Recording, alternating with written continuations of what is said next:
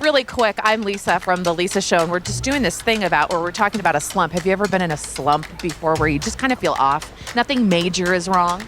Yeah, I feel like I do. I would say I'm in a slump most mornings. I'm tired, sometimes a little grumpy. Who knows? It depends on the day. I think it happens to everybody, It's hard to get up. It's hard to get out of the house. It's hard to walk up the stairs at work. It's hard to do all of it. Sometimes there's an inciting incident, but also usually when I just kind of don't change, when I start just falling into routines. You get into a slump. You just start doing nothing. Comfortable.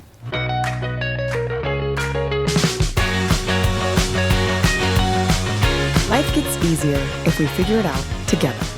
Welcome to The Lisa Show. Welcome to The Lisa Show. I get accused of a lot of things, and I think one of them, personally, is that maybe I have a little bit more energy than most people. I like to go. I'm interested in a lot of different things, and I don't think that there's necessarily anything wrong with that. And along with that is I tend to look on the bright side of things. I have been accused, of course, many times of being a Pollyanna, and I don't apologize for that. I like that. But I do think that it would surprise a lot of people to know that I do find myself getting into a slump from time to time. And, I'm not talking about a depressive state or a state of anxiety or, PTSD or anything like that. But I just mean like feeling off, feeling uninspired, just feeling like, ugh, now what? And kind of going through the motions. And it's really made me curious about why that happens when it does, right? I always want to figure out, well, what's the problem? How can we solve it? And is it solvable? Especially when there doesn't seem to be a particular pattern to it. I can remember a time when I was caring for 5 small children, and I would go in, day out, kind of like Groundhog's Day, just repeating the day. Like, oh, what are we doing? Oh, yeah, we're waking up and we're taking care of needs and changing diapers and a bunch of Cheerios, we're feeding them and picking them up and, and washing babies and taking care of kids, and it would just go over in a cycle. And I remember in that, like, certain periods of feeling sort of uninspired, like, oh my gosh, I'm always so tired. And I wonder if I'll ever feel just sort of passionate and excited about it like I have been. And so that certainly is an experience. But what about when there's nothing wrong or there's nothing intense or nothing has really changed? It just sort of hits you. And whether it's an emotional slump or a physical slump, a professional or personal, it doesn't matter, but just where you feel that, where you just feel blah or uninspired or just not that like sort of energy and excitement for life or for your situation. I'm really curious about this because I know that creatives talk about it in different terms. Like I have friends who are professional musicians or artists or writers who deal with that, with periods of feeling like they're in a slump of some sort. And I want to understand really exactly what is a slump. Is it different than feeling creatively stuck? Is it different when it's personal or professional? Is it different when it just affects you or it just feels like we're all collectively in a moment of having just blah feelings? And how do you get out of one? So when I am going through something, I think a lot of times, yes, I'm looking for answers. I'm also looking for a little bit of validation, I think like a lot of us. And so that's why I have called a session of Council of Moms. Here. We're Present. all called present. Thank you. And present is Emily Campbell, Lindsay Clark, and Michelle McCulloch. Thanks for being here. Thanks for having us. It's so fun. I was thinking the other day that I feel like I can feel in the air this collective, everyone's like, oh. How you doing? And you sort of feel it in the air. I certainly feel it in myself. I call it a slump where you just don't feel like you're working at maximum capacity or you just feel like something's off. And it's not necessarily like a tragedy or something super intense, but just sort of off. So first question is I just want to know, how do you know you're in a slump? How do you identify it? Oh, I live in a slump, maybe. I don't know. Oh, is this where you live? This is where I've been living for a while. No, that's not true. Yeah, it's hard to recognize. I think you just, when you're feeling the whole weight of the world with no change, when you know you need to come up for air, maybe a little self-care, a little change in routine. I don't know. How do you know when you're in a slump? Tiredness. Like, I think I run on tired. Like Yeah, some people same. run in slumps. And so I can get through it. But there are some times where it's like a new level. And you're like, oh, I have no energy for this.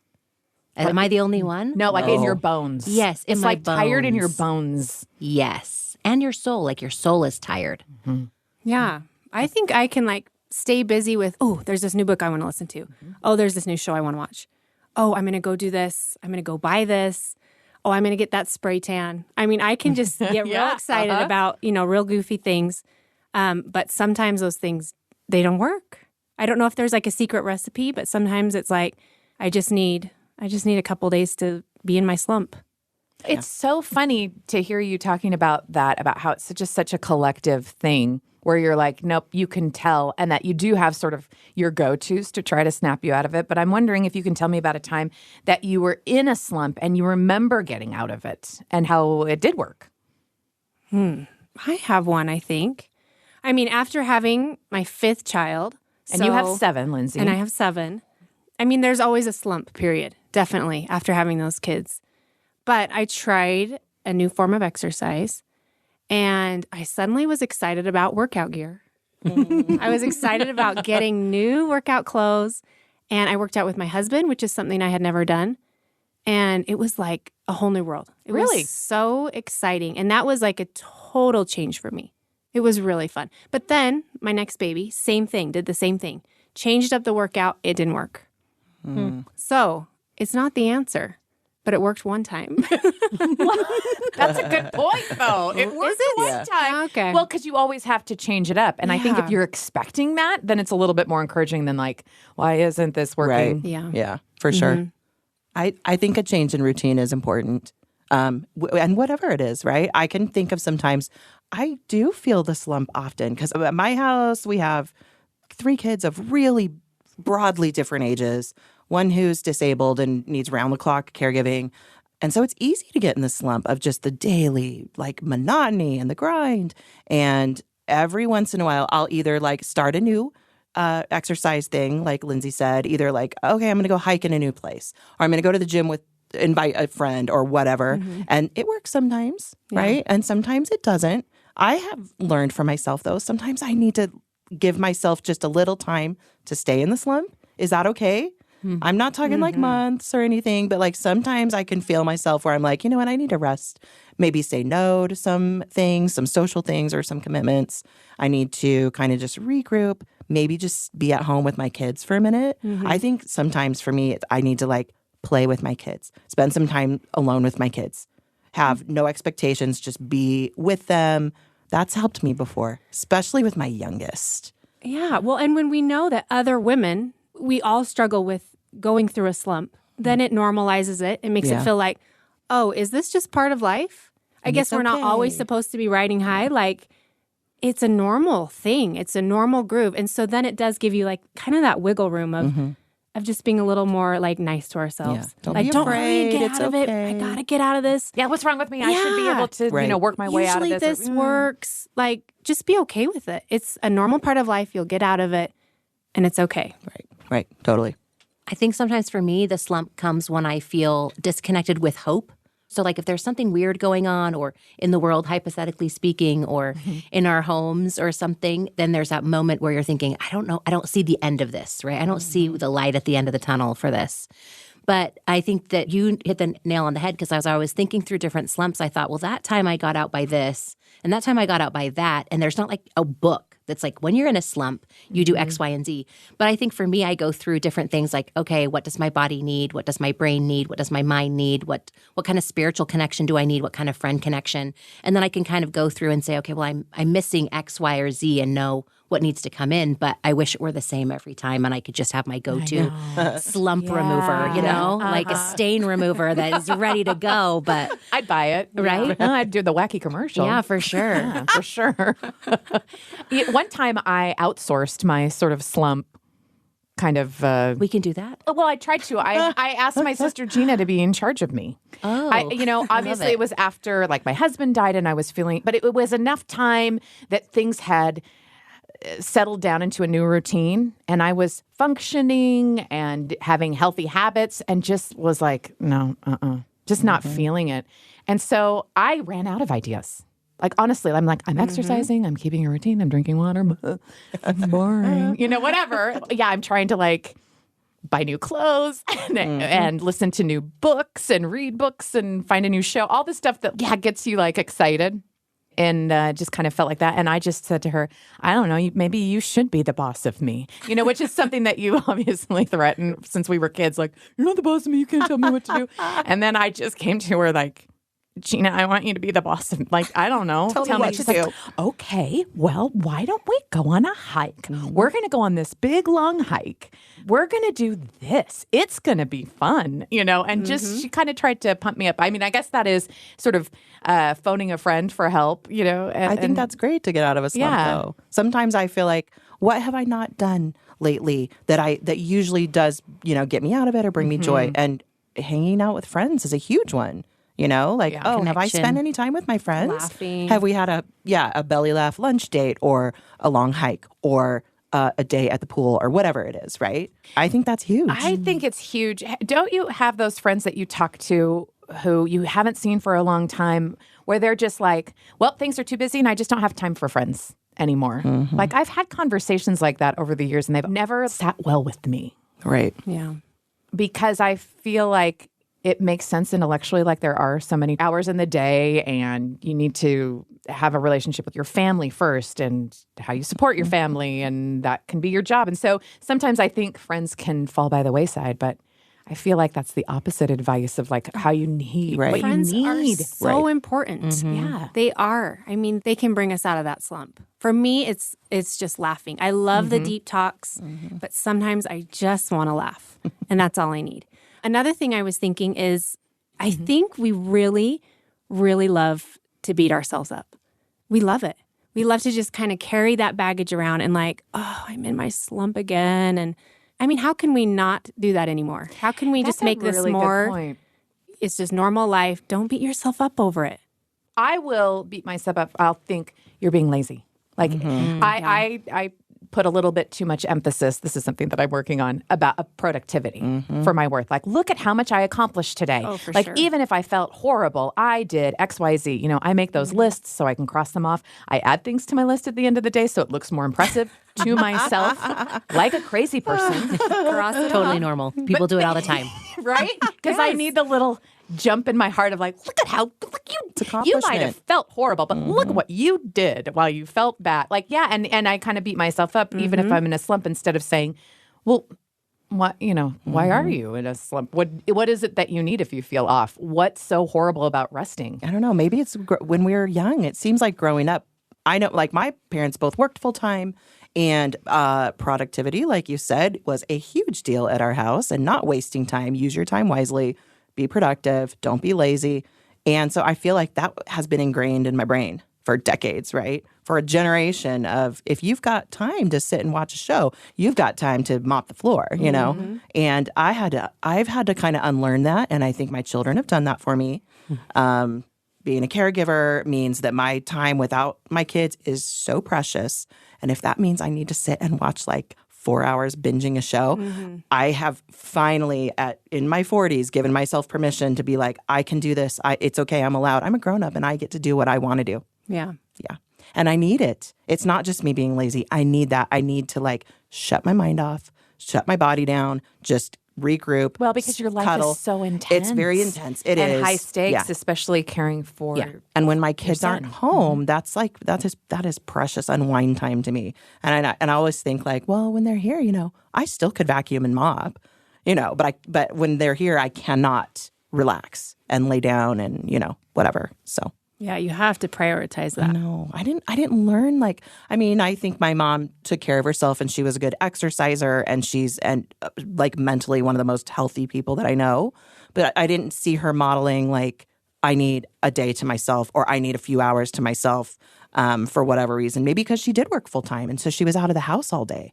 That probably was great for her, Don't you think it's so good for our kids to see? Like for our kids to see us say, I am in a slump. Like I need a break. and to have it be okay. And it's totally okay. And they don't have to be afraid. What's Nope. wrong with me? Why am I lazy? Why do I not want to do anything? No, you just need to take How care of yourself for a day. refreshing for kids to see, like, oh, I remember my mom feeling this way. For sure. Oh, so I'm not crazy. Right. I'm not. It yeah, took me this is so normal. long to think that it was okay. Like, and I think I could hear, like, in my mind, my parents or my dad being like, hey, why don't you clean that up while you're sitting there, or, whatever. And I'm just like, no, be quiet. Totally. This is a time for me to just relax, But I think that's helpful in a slump, is to just give yourself some time. Like you said, just be patient with yourself and let it happen. It's okay. Yeah. Just don't stay there for 6 months, For sure. I think that that's one of the challenges that we have, is that sometimes I'm in a slump simply because I can look around and see that everything in my life is working okay. Like, life is fine. Like, I can look around and say, my kids are generally happy. They're not perfect, but they're happy. And things in my life are good, or business is good, and I'm happy. And yet I still feel a little bit of unfulfillment in some way, shape, or form, which is really weird because I'm doing things that I love. But I think that for some people, they may not have some of those thoughts or feelings, but I think that we start to feel slumpy when we look at other people and go, she never slumps. What's wrong with me? There's something wrong with me. I'm slumping, but what? But does that mean and I don't think there's anything wrong. I think that we all go through times. It's kind of like I was expressing to someone else, like, I have lots of friends, but there are still times I feel alone, right? And I have really great things that are going on in my life, and there are sometimes I still feel slumpy. And I think that's okay. And I think the challenge that we get is the expectation that we shouldn't feel that way, or that there's something wrong with us if we feel that way, and just saying, okay, it's all right, acknowledging it for what it is. And sometimes for me, when I think through different times in my life where there have been slumps, I can tell that something needs to change. It's an acknowledgement that not even something big, but just something little that just says, okay, get back into yourself, get back to who you are, and make sure you're doing things for the right reasons and not because you should be doing them. I get into a lot of should slumps. Yeah. Oh, a should slump. Oh, specific slumps. That could be very helpful. For sure. Like knowing which kind of slump you're in. Well, and here's a question that you guys can help me answer is, sometimes I don't know what I like to do. I think I've kind of lost myself in motherhood for many years. I know I like to exercise, but that can be a two-edged sword because that kind of is wrapped up in some mental body issues, and sometimes that's not a relief and a fun thing for me, right?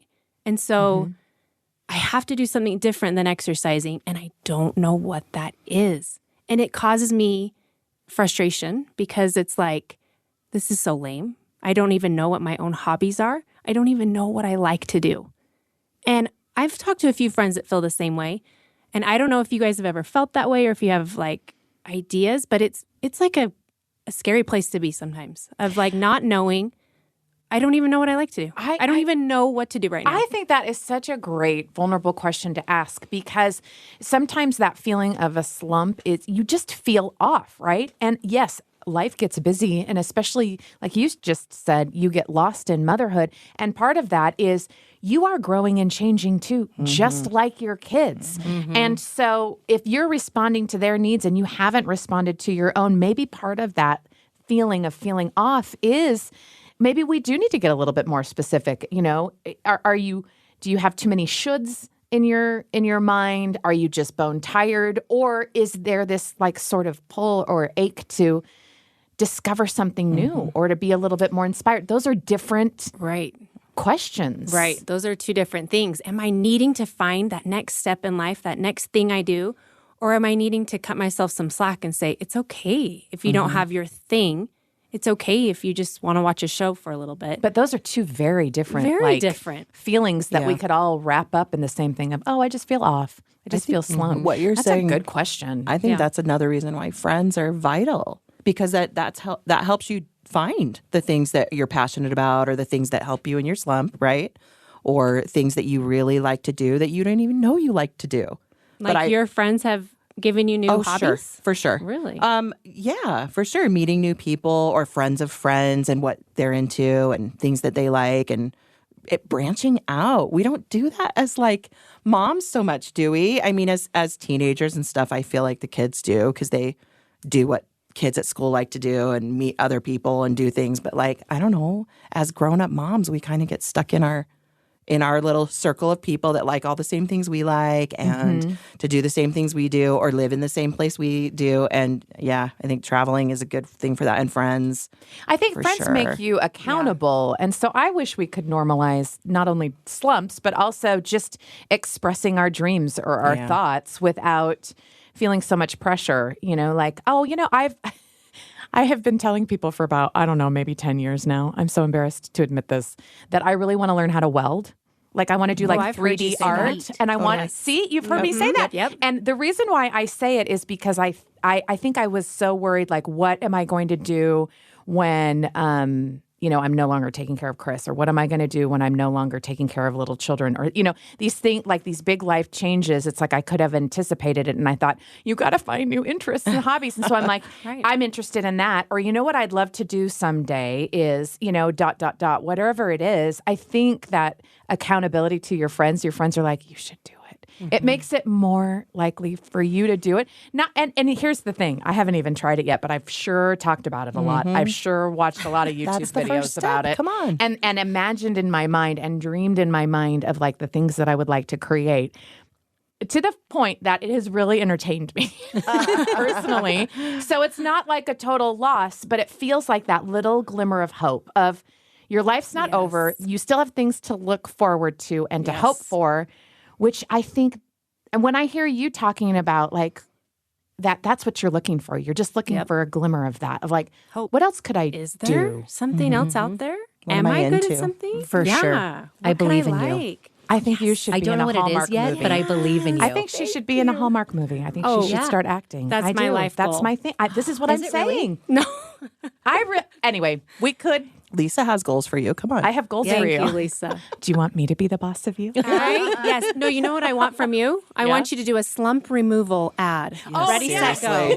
What would it be? Oh, first of all, we need a little jingle, Feeling in a slump, get out of the slump. Feeling in a slump, get out of the slump. Slump removal. Slump removal. Yes. I don't know. Something we got to workshop it. Okay. Yeah, but I like it. I like it. I like it. It's opens up on a bone-tired mom. that could be me. The camera pulls out to reveal the chaos in the room. And what is she disorder. wearing at the end? What does she look like at the end? And then it's like, Sequins? and then somebody else, you ladies come in and say, cut yourself some slack. Yeah. What are you exactly Kind of feeling? like break me off a piece Let's of that break Kit it Kat down. bar type Yeah, of let's a feeling. break this Let's down. break it down. Yeah. That's what your friends are for. The friends are the slump removal right now. Come on. Boom. I think so. You're nailing it, Emily. That's exactly it. See, you need friends that'll tell you you're in a slump. That's important, right? And then to be the boss of you and say, here's something you should try. Or I know you like this, so let's pursue that. Whatever, Or let's just go eat pizza. Yeah, and then you have that friend that's like, it'll probably pass. For sure. And see. You're listening to The Lisa Show.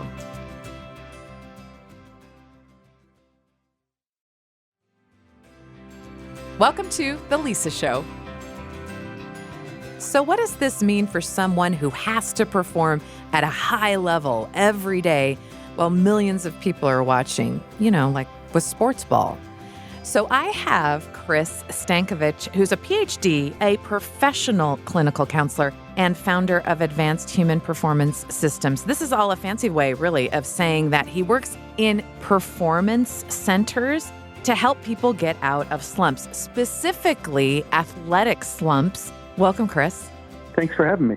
So, this is an interesting idea. I am not super familiar with sports, or sports ball, as I like to call it. Although I respect the play of the game very much. But I think performance enhancement is what everyone is really looking for in one way or another. So this idea of a sports slump is really interesting to me. For those who are not familiar with what that is, in a couple of sentences, what's a sports slump? Yeah, well, I think anyone who's ever participated in sports, or even if you're a fan of sports, you've inevitably heard that term or used that term. And for me, I like to use real basic layman definitions whenever possible. So, for example, when we look at slumps, it's not a slump if you're trying to reach a level in sports or in life that you've never reached before. Okay. That's still aspirational, right? But it would be considered a slump if you've previously established a benchmark, again, whether it's sports or life, and you're struggling to reach that benchmark again. And there's no other reason. So, for example, if you're an athlete, it would be understandable if your performance were below average, if you were working on rehabilitating a torn ACL.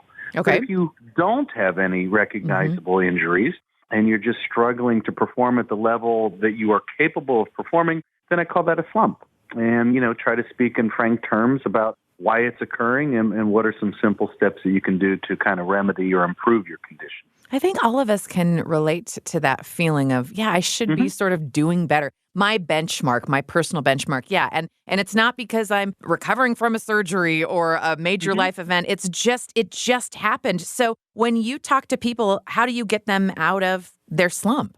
Well, one of the first things we do is we try to look at the stress that you're experiencing. And a lot of people don't fully realize that stress can be both good and bad. So, for example, we tend to look at distress, losing a job or having financial troubles or dealing with an injury. But there's also recognized in the psychology world a good stress called eustress. And, for example, preparing for the holidays is stressful for a lot of us. But at the end of the day, it's a good stress. We want to see our family and friends and spend time together, but it can be stressful, especially if you've put off shopping until the last minute. And so, first I try to help people understand the nature of their stress. And then even in the ways that we frame our future goals. I just put out a blog recently, and I write on this a lot, the difference between perfectionism and excellence. And we find a lot of times that people will try to be perfect in their goal setting and perfect in their thinking and behaviors. And when we really step back, we know that that's unrealistic. All of us in this world will deal with stress, adversity, frustration, and failure.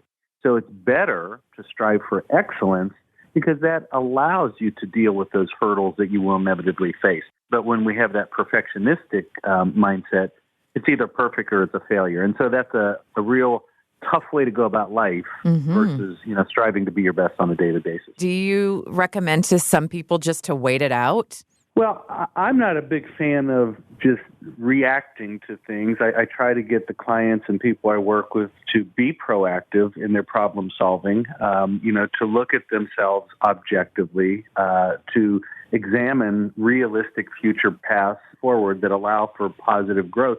So I am big into those kinds of steps versus just sitting back and hoping and waiting. I think the more you get engaged with your process, you inevitably start to reach some short-term goals. That builds confidence. The more confident we feel, the less anxiety we experience. So they all kind of fall like dominoes. So there's really a strategic process that I like to engage with my clients, and I try to disseminate that through my writings. You've also written how slumps are just inevitable, right? But that they don't have to last very long. So when you meet with somebody, how do you give us a little bit of an example of how you walk them through, this approach to slumps so that you can cut down on the time that you have to experience? Sure. Well, again, I like to speak very frankly with my clients, and life is peaks and valleys, ups and downs, and you have to be prepared for those moments that are going to be challenging. So, for example, we cannot always prepare or predict for some of the things that will happen in our future. God forbid if you get a phone call this week and a family member's ill, you couldn't have predicted that. It happens. But there are, ironically, many things that we can accurately predict. So I guess one example that I would say where people can kind of be proactive in the process is by using a technique psychologists talk about, stress inoculation. And it's simply looking at the future, at things you already know are going to occur, and preparing for those moments. So, for example, a college student knows the first week of classes that 15 weeks from now they're going to be taking final exams. That's just one example. You know that's coming up, so you know that's also going to likely be a stressful period. How do you now, in weeks 2, 3, 5, 8, 9, 10, how do you start chipping away at some of that ahead of time? So, for example, you want to get some of those papers done earlier or communicate with those professors ahead of time instead of letting it all pile up and then it happens finals week and, you feel like you're turned upside down. So I think we can all find places in our life right now. I want your listeners to think in the next couple of weeks, month in front of them, what are some likely stressful experiences that are on their radar? And how can they start to prepare for that now rather than waiting for the day out and just reacting to it and hoping for the best?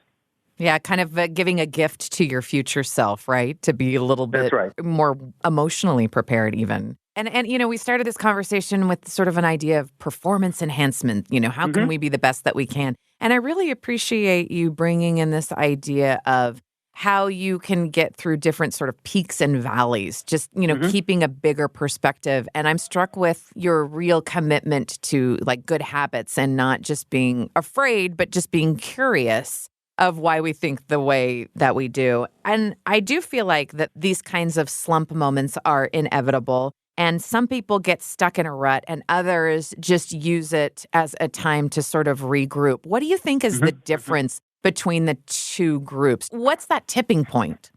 Well, I don't know that I'm going to answer directly, but maybe indirectly. I think the one variable that we often see at the crux of performance enhancement or slumps, just this conversation that we're having in this moment, is how one deals with fear. And it's really interesting because even fear, the construct of fear can be broken into two pieces. You have real fear when you are truly in harm's way. Of course, you should be afraid and react appropriately. But most of the time, the fear that we deal with in life is irrational, and that applies to slumps, where we start to, cliche, make mountains out of molehills.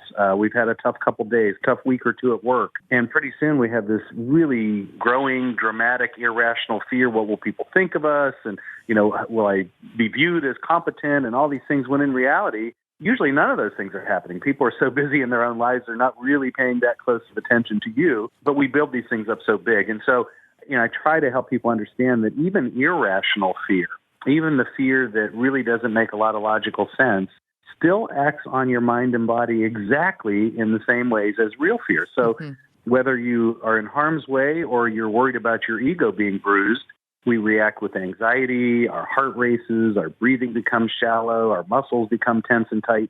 And in the sports world, it's very difficult to perform athletic movements when you feel that way. But also in life, to your bigger point today, it's also difficult to lead a work team or to give a speech at work or to complete a business transaction if you're consumed with irrational fear.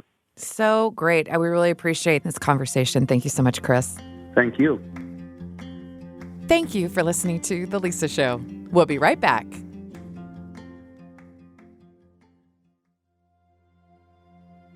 This is The Lisa Show. Now, I don't know what this kind of irrational fear is like on the basketball court, but I have performed enough to know what that kind of irrational fear is like on a stage or working on a creative project where you have time to think about it and mull it over before you present it to the world.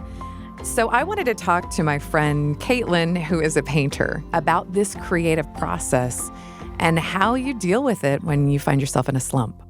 So tell me about a time where you felt either professionally or personally in a slump and how you got out of it. Just cry, just doubt everything, wonder about my reason for existing. And then after you work through all the feelings of fear and panic, you just gather up all the little pieces of yourself on the floor and you put them back together and then you just keep going.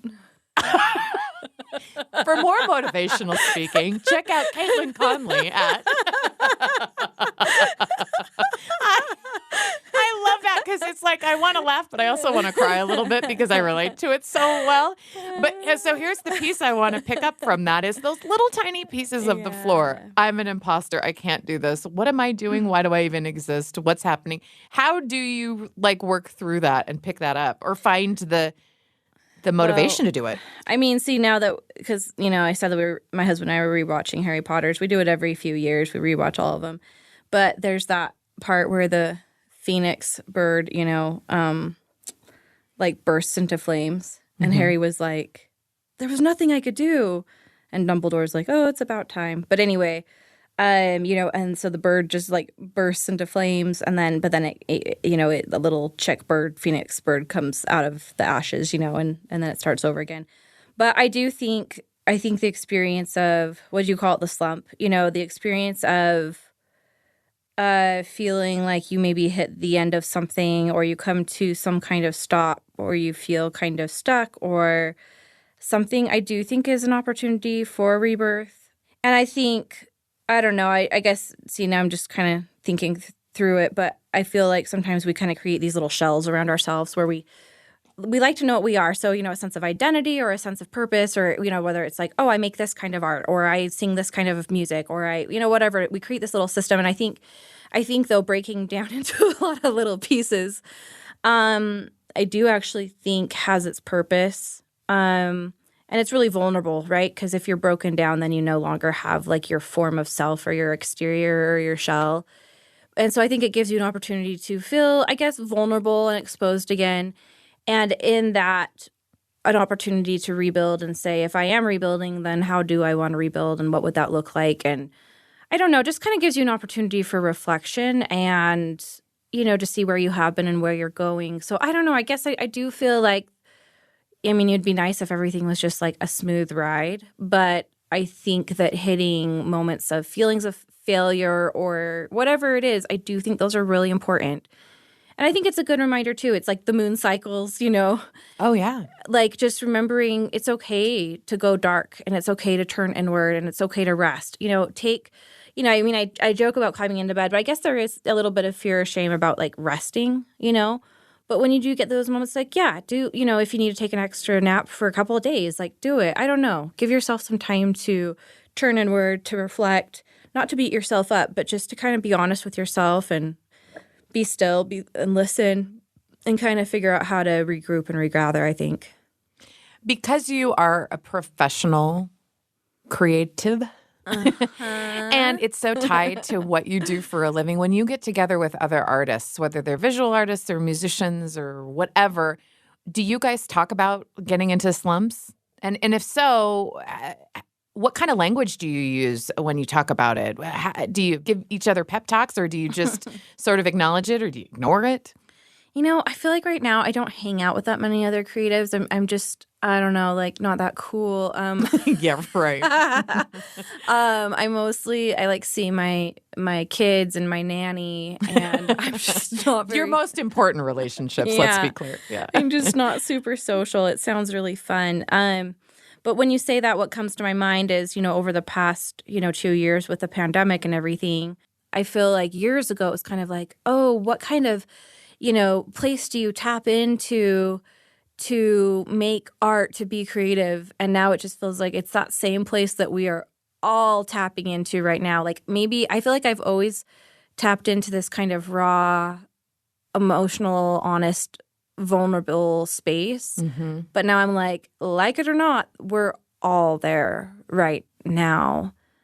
I think that's really hard. And I guess maybe some mercy in that is that it feels like we're able to speak a similar language. Oh, I'd never thought of it that way. That, yeah, it kind of bonds us together. Yeah. There is the eternal optimist in me that's like, and we'll all come out of it together. Right. We'll get out of this slump together, Right. and we'll have a bigger appreciation for each other and for our creative pursuits and our relationships. But again, that sort of speaks to I just need it to be optimistic. Do you feel optimistic that this is something like collectively that as a slump that we will conquer? And what do you think that will look like?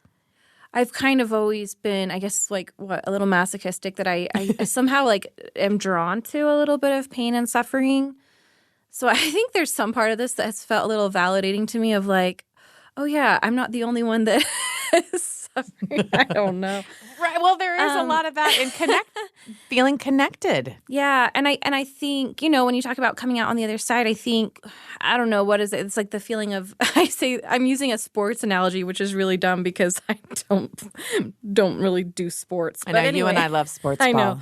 We're like, go team. Go team, win the game. Yeah. So, But it just makes me think probably that feeling of winning a game is because you struggle and you fight and you put all this energy and aggression, assertion into that, doing that together. So I think we will come out of it. I don't know what that looks like. I don't think it'll ever be the same as it was before. And I am glad about that. I think there's so many important conversations about equality and love that have happened that you can't fabricate any other way except through going through trial. So I think the feeling on the other side, I think has the opportunity to bring a sense of unity and bring us closer together, because we can speak a new language that we didn't speak before, you know? Like we can all say, remember that thing we went through together? And everyone goes, yeah. You know? Yeah.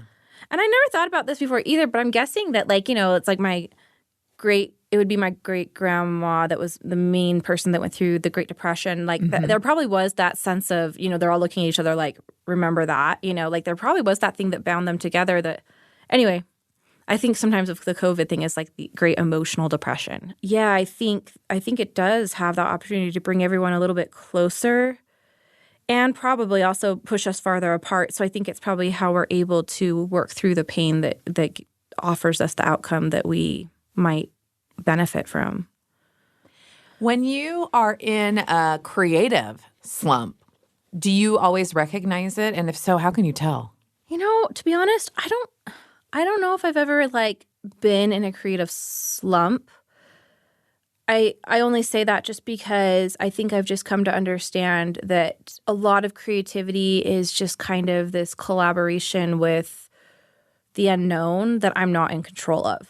Do you know what I mean? It seems like you embrace that, and I think that there's something really significant about that. I think I've just learned that I'm not in control of it, but that I can still show up. Early on, it's the Malcolm Gladwell thing where you say, it takes, 10,000 hours or something. Oh, yeah. But what my husband and I would always just say is you just put in your hours. It's all you can do, and then you surrender the outcome. Yeah, because I think it's a principle of work. Yes. I feel like you avoid it or prevent it because you don't analyze it. You don't hurry and go, oh, wait, is this good or not? You're like, no, you got to put in the work. You got to put in the hours. And your husband, who's also very creative and as a musician, seems like he does it as well. Yeah, I think I just try to embrace more of a circular energy than a linear energy. The linear energy is more of a masculine energy where you say, this is where I'm going, this is how I'm going to get there. It's very much like I'm in control of what I want and I know how I'm going to get it, Where the feminine energy is more of the moon cycles where you say, there's a season for work, there's a season for rest, And so I think there's the desire to maybe go into, if it's a season of rest or a new moon or something, then you say, oh, no, I'm in a slump. I don't think that's true. It's just, that you've put in a lot of work and maybe the elements need you to rest or maybe your body needs to rest or, and sometimes when you put in your hours, it's like, oh, yeah, I went on a walk today and those were my hours because I observed nature.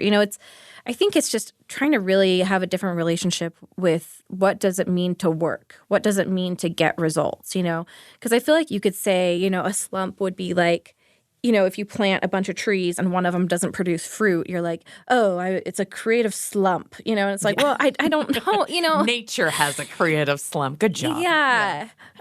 My brain always goes in tangents, so sorry. But I listened to this podcast. I was just getting really nerdy about queen bees and I was all into it. And they're talking about how there's this service where you can send your queen bee in and then they'll dissect it and figure out what's going on, why that your hive isn't making honey or whatever. Anyway, point is, but you lose your queen in the process. Yeah, I was going to say. Anyway, yeah, they die. So you sacrifice her. Exactly. Once again, women pay the price. And turns out, one of the main points they made of this podcast is that, a lot of times when the honey isn't sweet, they think, oh, it's probably my queen bee. Turns out it's there's so many factors, right? Is it the, when you go to the tree analogy, is it the soil? Is it the air? Is it the pollution? Is it the water? There's so many factors that go in. So to look at a specific outcome and name it, as a I guess the slump has the idea of being a bad thing. Right.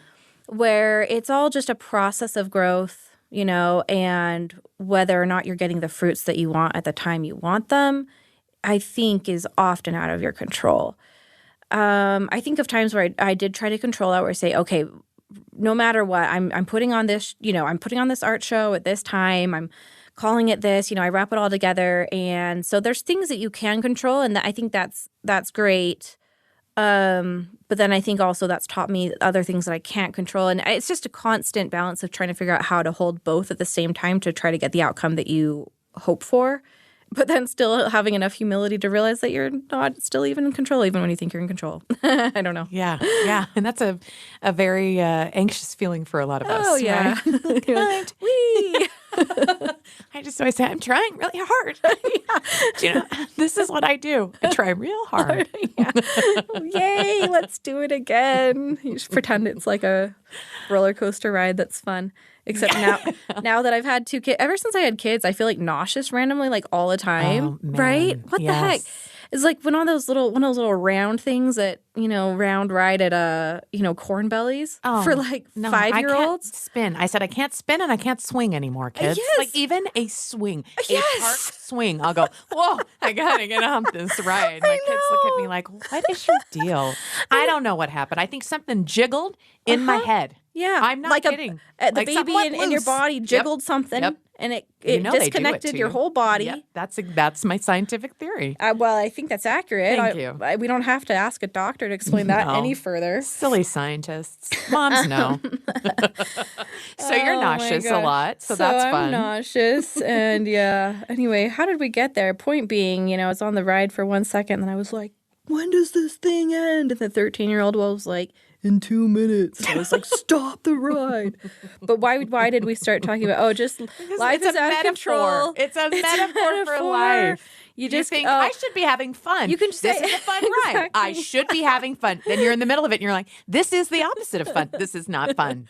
It was at one time fun. Now it is not. Yeah, so to drive the metaphor home, what we're saying is once you get old enough, you step into even a realm of, of maturity such as motherhood. Yeah. You start to realize life is not fun. Everything makes you nauseous. Yeah. And you just want to go home and take a nap. Yeah. So leave us alone. Yeah, so I think this metaphor is actually very beautiful. I think that summarizes 2022 pretty well, and I think we've talked thoroughly about slumps. We've talked Let's about go it get a in soda.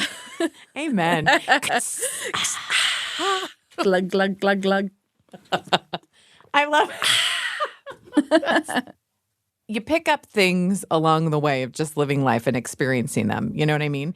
And I'm sure that you had certain expectations about how you would live your life. And what have you learned in the last 10 years, say, about us living in a slump or living through it that you maybe didn't know before? That being a mom is really hard.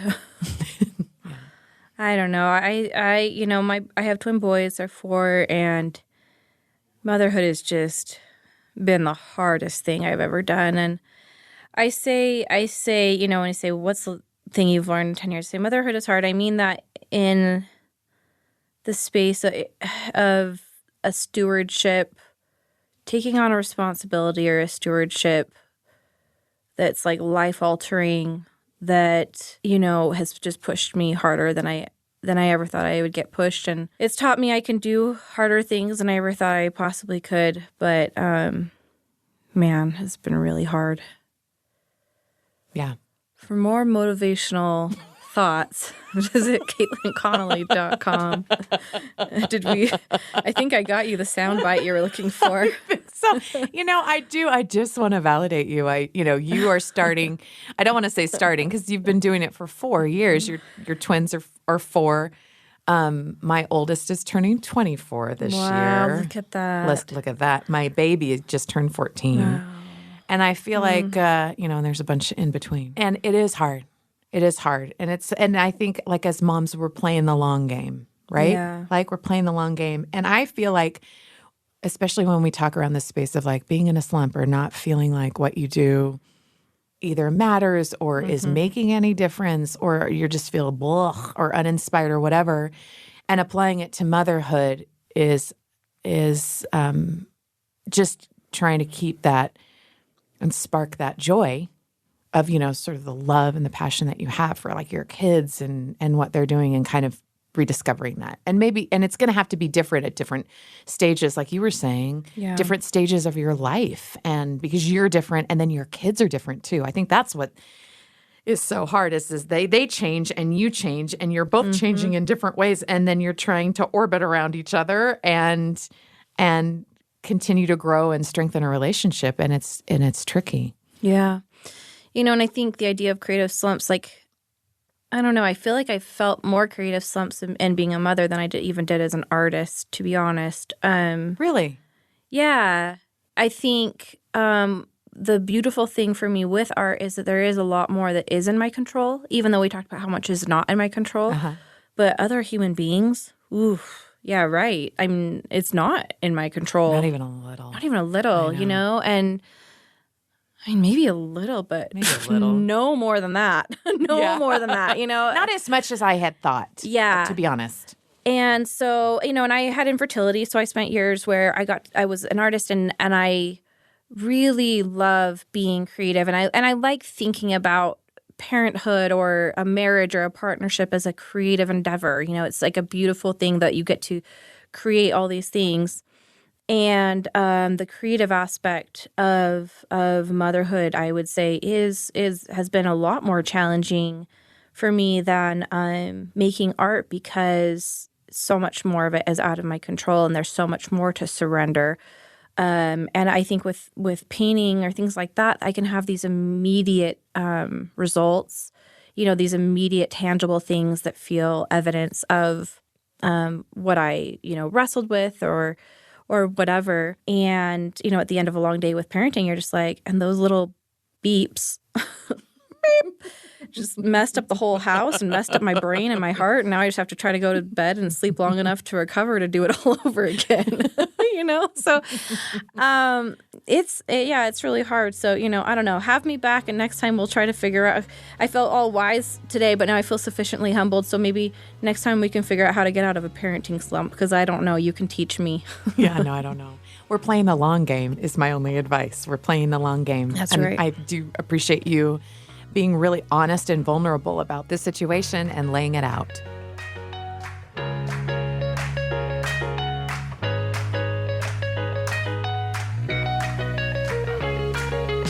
The Lisa Show is a production of BYU Radio.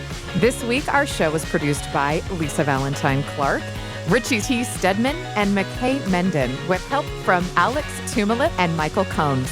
Special thanks to Dr. Chris Stankovich. You can check out his work at drstankovich.com. Next week on the show, why it might take moving to Costa Rica to save a marriage. We got to this point where I felt like my wife was giving all of the best of her to her job, and our baby and I were getting the leftovers. And how do you say that to somebody that you love, who you also know is really suffering? Because I don't want to hurt her and I don't want to make things worse. But at the same time, if things keep going, I'm worried about the future of her and of our relationship. Like, what's going to happen? Leave us a rating, review, and subscribe so you don't miss a thing.